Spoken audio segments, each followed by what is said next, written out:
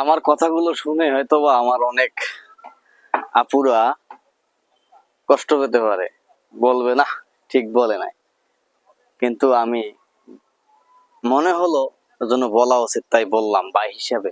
প্রিয় বোন, পরিমণি হইয়েন না, মাহিয়া মাহি হইয়েন না, কন্টেন্ট ক্রিয়েটর হন।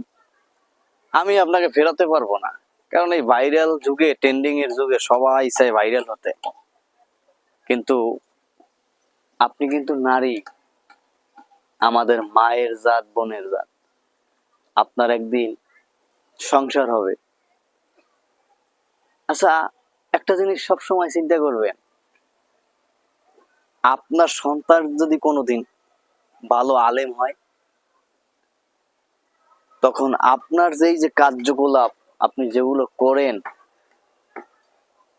ওই আলেম সন্তান সেদিন মুখ লুকাবে কোথায়?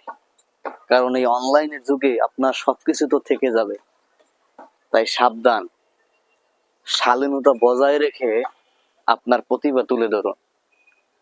আবারও বলছি, পরিমণি হইয়েন না, মাহিয়া মাহি হইয়েন না, সেটা ভালো হবে না।